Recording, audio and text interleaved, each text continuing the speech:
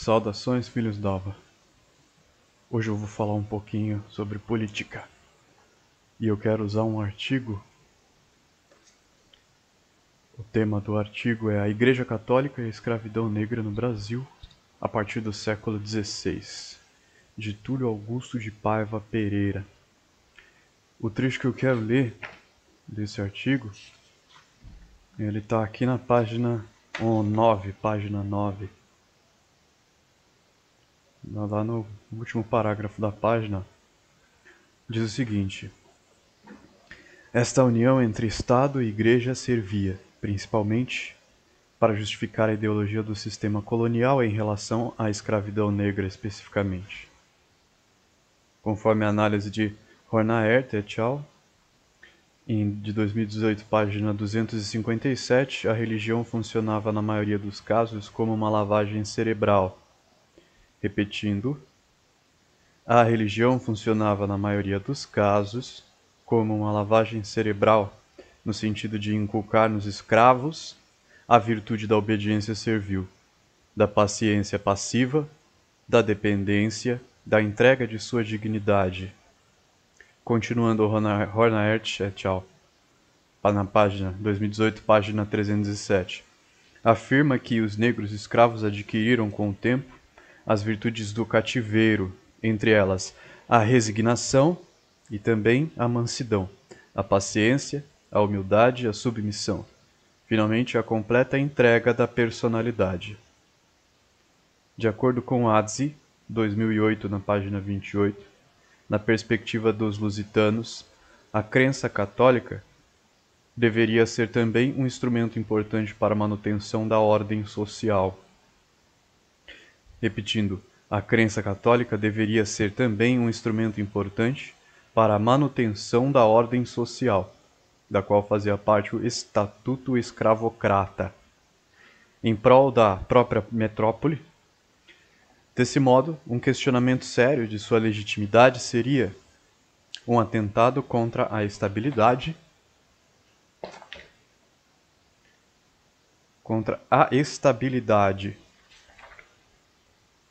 própria do próprio trono português. A instituição católica justificava o regime escravocrata. Hornaert et al., 2008, página 328, conclui a situação afirmando que tudo se resume nisto: os africanos cristãos têm que entender a escravidão como um meio de salvação. Repetindo,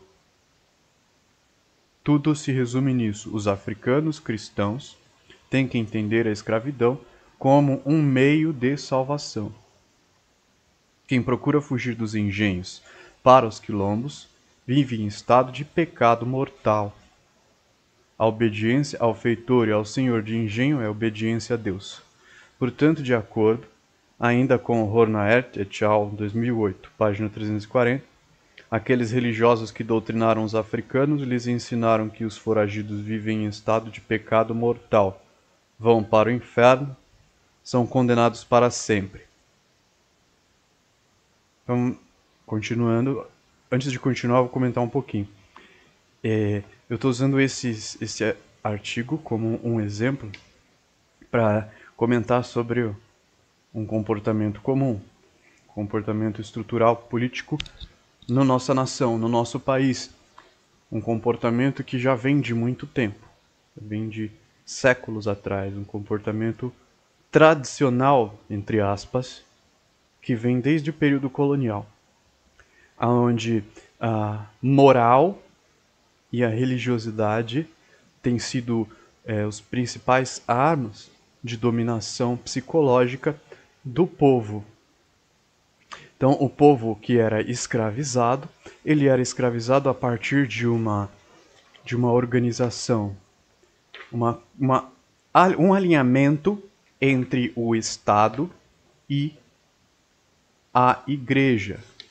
E esse alinhamento entre o Estado e a Igreja, acho que era chamado de patronato, algo do tipo. Vou confirmar aqui. Era uma relação na qual a Igreja dava autoridade para o Estado, ao mesmo tempo em que o Estado dava autoridade à igreja, chamada padroado real. Padroado real. E voltando um pouco para os nossos dias atuais, a gente percebe que os movimentos políticos da atualidade, eles vêm seguindo essa mesma tradição. Então, devido às grandes revoluções liberais que ocorreram pouco depois do período colonial, então houve o surgimento de uma esquerda revolucionária, cujo propósito era derrubar as monarquias e transferir o poder que antes era da Igreja e do Estado, dividindo esses dois, separando esses dois e transferindo o poder que pertencia a ambos, que era respaldado por ambos, para uma elite específica, que hoje nós a conhecemos como burguesia. Então, a burguesia atual, ela vem detendo o poder que anteriormente pertencia aos escravos. Ao Estado e à Igreja, que praticavam a escravidão e se utilizavam de argumentos morais e religiosos para justificar tais práticas. Inclusive, a forma como as pessoas elas eram convencidas a se manterem passivas em relação a esta situação era também de utilizada a educação religiosa e moral. Então, se utilizava de uma argumentação específica onde a vontade de Deus era uma coisa específica, era algo que era exatamente o poder exercido pelo Estado e pela Igreja. E todos aqueles que discordassem, que se revoltassem, se rebelassem a essas leis do Estado e da Igreja, estariam agindo diretamente contra Deus e contra a moral. Então seriam pessoas imorais. Mas trazendo isso para a nossa atualidade, esse poder foi transferido. Então ele deixa de pertencer à Igreja Católica e ao Estado português na época em que a proclamação da República dá início a um novo Estado.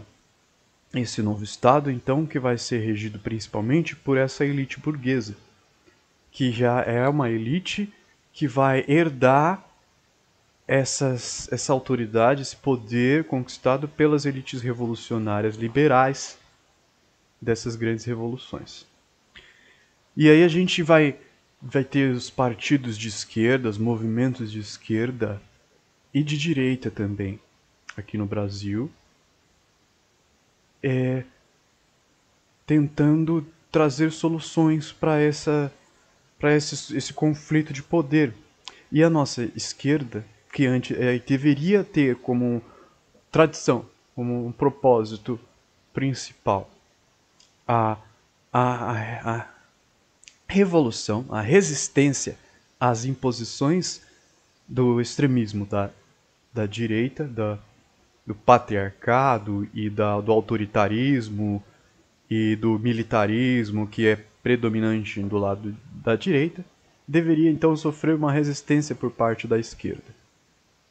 E isso a gente consegue observar em alguns movimentos relacionados ao anarquismo, relacionados ao comunismo, relacionados ao socialismo e outros movimentos específicos que visaram se rebelar contra o status quo do sistema predominante de dominação. E só que através do monopólio do poder político por uma ala específica da esquerda que vem sendo conduzida por essa mesma elite burguesa, então toda e qualquer prática que se volte contra o status quo do sistema imperialista, do sistema dominante, da mesma forma que acontecia lá no passado, ela é transformada em algo imoral, algo errado, algo que não vai dar certo, algo que vai contra a paz, algo que vai contra a harmonia e por aí vai. Então as pessoas que se rebelam contra o autoritarismo, contra a imposição do trabalho, contra a miséria, contra a falta de recurso, contra a falta de moradia, falta de saúde, toda essa rebelião que deveria ocorrer devido ao sentimento natural do ser humano perante a injustiça, acaba sendo afogado por uma ideia semelhante àquela época do colonialismo, onde Estado e Igreja andavam juntos. Bom, a gente vê da mesma forma no passado. Eles afirmavam que o escravo que fugisse de seu senhor e procurasse um quilombo, ele era considerado condenado para o inferno. Da mesma forma, hoje em dia, a gente vê a esquerda liberal tentando convencer as pessoas que têm a tendência revolucionária da mesma coisa.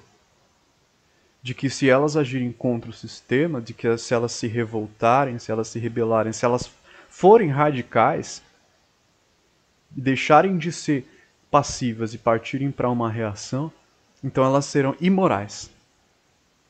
Aí o que acontece? A maioria das pessoas acabam concordando com isso devido a um senso comum que é proliferado. Um senso comum que vem sendo espalhado desde aquela época. Continuando o artigo, na página 10, continuando. Hornaert et al., 2008, página 263. Relata também que o jesuíta Antônio Vieira afirmava que os escravos estavam em constante estado de rebelião, tentando sempre fugir dos engenhos. Mas aqueles que conseguissem este intento cairiam em pecado mortal. Repetindo. Antônio Vieira afirmava que os escravos estavam em constante estado de rebelião. Então eles estavam sempre tentando se rebelar, tentando reagir. Sempre fugindo dos engenhos. Mas aqueles que conseguissem este intento, ou seja, aqueles que conseguissem fugir, conseguissem um lugar para se esconder, para evitar o cativeiro, cairiam em pecado mortal de desobediência, estavam, pois, excomungados.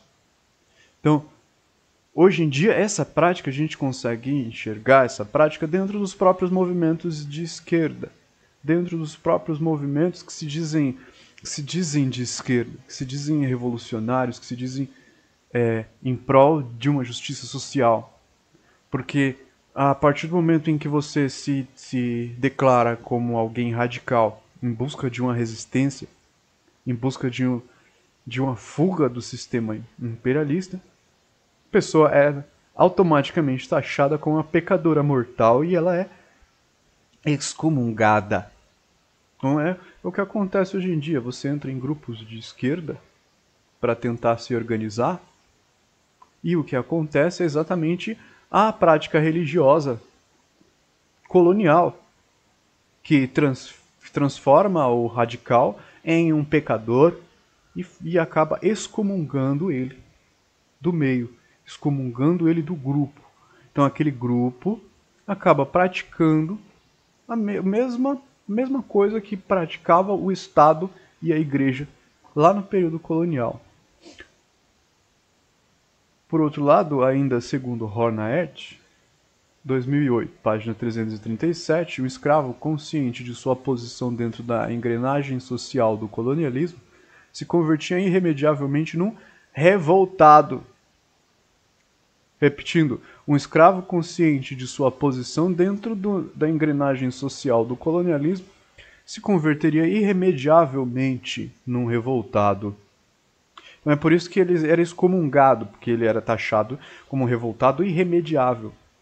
Então a gente vê isso hoje em dia também. Quando a gente vê, por exemplo, um influencer ou uma pessoa de alta influência no meio da internet, que fala sobre política e tenta despertar nas pessoas o ideal revolucionário, o ideal radical, automaticamente o senso comum, o grupo de pessoas que fazem parte do próprio movimento de esquerda, vão atacar essa pessoa, taxá-la como um revoltado. E aí, então, eles dão um jeito de tentar cancelar essa pessoa. Isso porque esses próprios grupos de esquerda já têm suas lideranças, suas autoridades, e eles precisam preservar essas lideranças, esse poder que eles já conquistaram de determinada maneira. E para isso eles precisam podar qualquer ramo de potencial radicalidade. Então qualquer ramo que tenha raiz é podado para evitar o seu crescimento e a sua proliferação. A gente vê isso em vários youtubers na internet. Então, a internet que é o principal meio de propagação de informação atualmente, que democratizou a informação em certo grau elevado, em comparação com o passado, a gente consegue perceber essa prática, que é uma prática que já vem de séculos e séculos e continua se perpetuando. Mas isto era exceção. Por que exceção? Pois a igreja acabou elaborando na interiorização da ideologia do seu sistema colonial, na alma e no coração do povo pobre, utilizando o ensino da moral. Repetindo, mas isto era uma exceção. O que era uma exceção? Um revoltado, uma pessoa que se revoltasse, fugisse.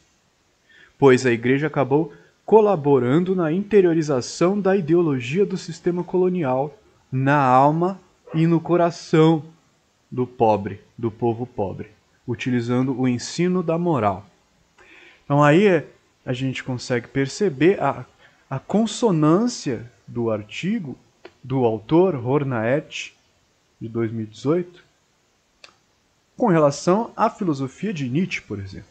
Na obra A Genealogia da Moral, Nietzsche fala sobre duas morais opostas que regem o funcionamento da história, da vida social humana, onde ele caracteriza um como o escravo e o outro como o senhor.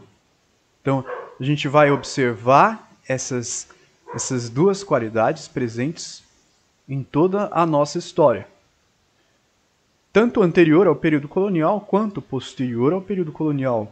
E isso muda as suas vestes, muda a sua maneira, mas a sua essência permanece, essa essência dialética de oposição entre o senhor e o escravo.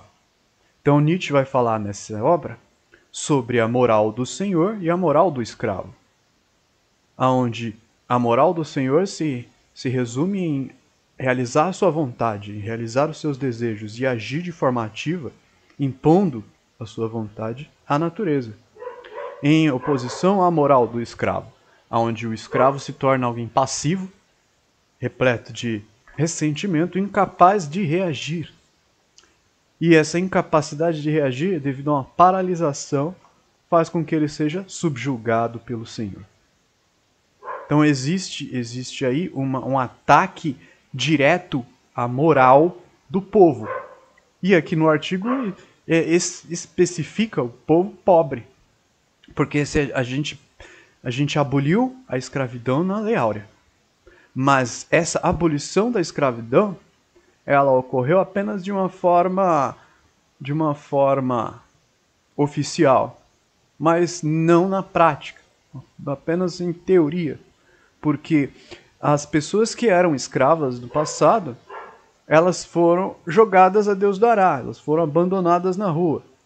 Então, aquela demanda por trabalho que antes existia, ela acaba sendo substituída, ao invés dos próprios escravos serem remunerados, passarem a ser remunerados pelo seu trabalho que eles já exerciam.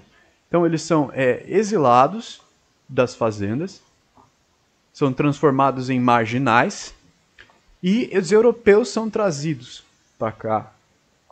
Então são trabalhadores europeus vêm para o Brasil para realizar esse trabalho remunerado, para cumprir essa demanda do trabalho remunerado.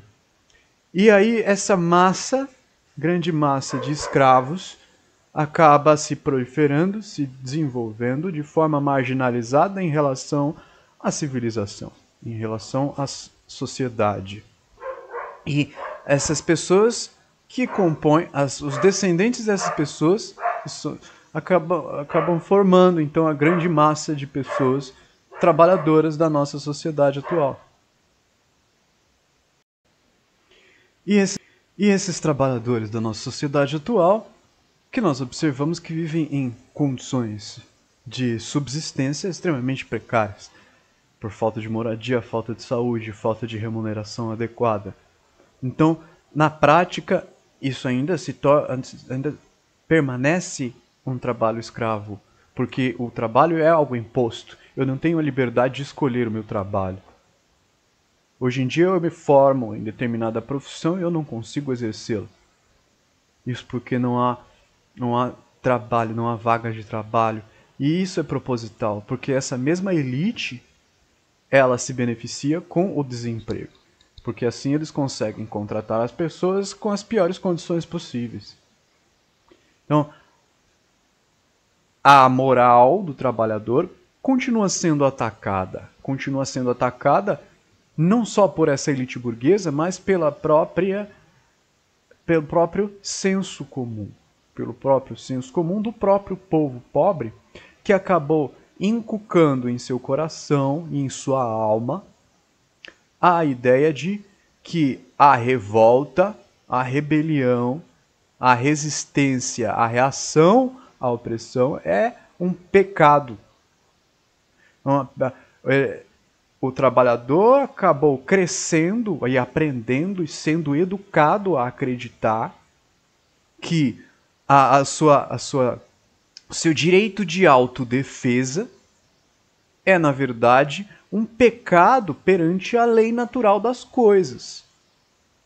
Então, se eu tenho um salário de fome, se eu não tenho casa para morar, se eu não tenho onde tratar minhas doenças, minhas complicações de saúde, se eu não tenho respeito, se eu não tenho dignidade, eu não posso me revoltar, porque se eu me revoltar, eu vou ser um pecador. Eu vou ser um revoltado, vou ser imoral. Então, ao buscar a legítima defesa, as próprias pessoas que fazem parte do meu grupo social, da minha classe social, acabam me condenando como alguém imoral, como um pecador. E assim, eu acabo sendo impedido de realizar uma revolta, de realizar uma reação. E a gente consegue perceber isso não só lá no passado, do período colonial, não só na nossa sociedade brasileira atual e no sistema de opressão aos trabalhadores,